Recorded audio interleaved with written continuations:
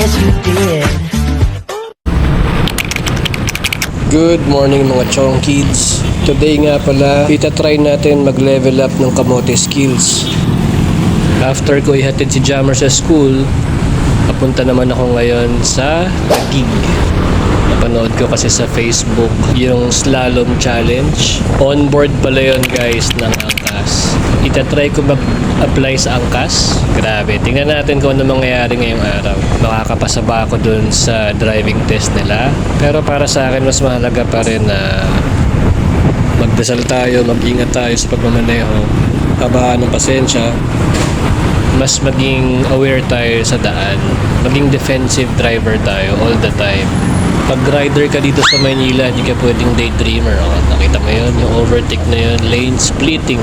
So dapat, instead na minus ka dyan, umiiwas ka na lang dahil hassle yan. Kung magmomotor ka dito sa city, dapat ganyan ang mindset mo. At ayan guys, nakarating na tayo dito sa onboard application ng Angkas. Angkas Kamote Rider. Dito natin may enhance ang ating kamote skills. De, joke lang. Talaga, actually ano lang talaga to, parang applicant's assessment. Kapag pala bumaba yung paa mo or tumigil ka tapos bumaba yung paa mo, foul na yon. Tapos na yung turn mo, pipila ka ulit for your next turn. So medyo nahihirapan dito yung mga malalaking motor tulad ng NMAX, PCX, Aerox, lalo na yung mga manual na single cylinder kasi tayo kaya madaling mamatay or mag-stall yung makina. Tulad ng Raider, Sniper, at iba pang mga naka-manual. Kailangan gamay mo yung motor mo eh. Pag namatayan ka ng makina, sigurado tutukod yung paa mo eh. At bawal mo rin syempreng masagasaan or matumba yung cone.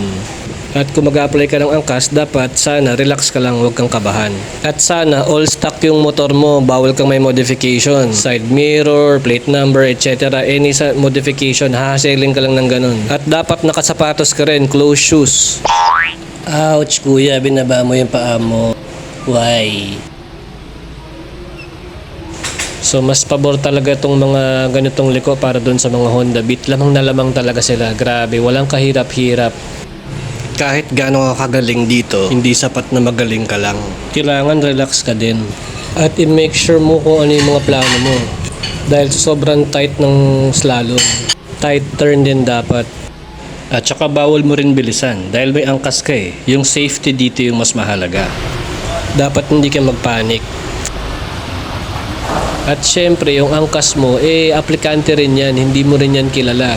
Dito mo talaga masusubukan yung skills mo sa balance, sa decision. Well, challenging, pero masaya. At malungkot na rin para sa iba. At ito na, it's my turn. Kinakabahan talaga ako, pero kailangan ko talagang siguraduhin. So, kailangan make sure mo na naka-close na yung visor mo at ng passenger mo. At dahil naka-ADV ako, baliwala na itong mga ganitong humps.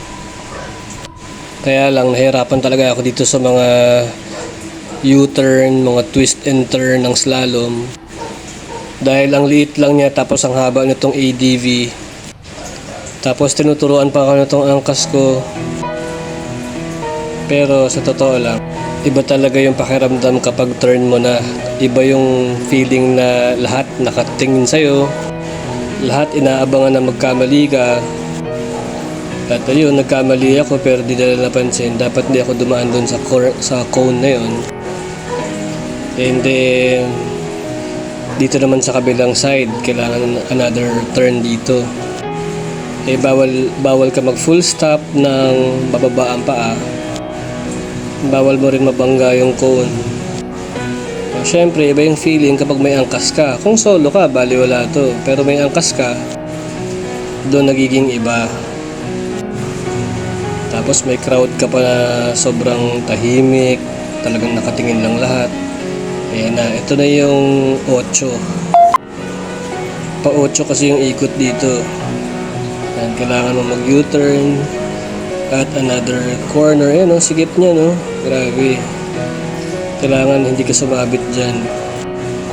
Pero sobrang nagko-concentrate ako dahil ayoko nang pumila pa ulit. Ayan ito yung pinakamahirap na turn para sa akin. Yan. Actually lahat ng turn pala mahirap dahil ang haba ng body ng ADV 150 Eh kung siguro nakabit ka dito, bali wala lang mga ganitong mga liko. Kaya lang, yung sariling motor mo lang talaga yung pwede mong gamitin dito. At ito na, tapos ko na. Grabe. At yun lang, certified angkas rider na ako. Beep beep.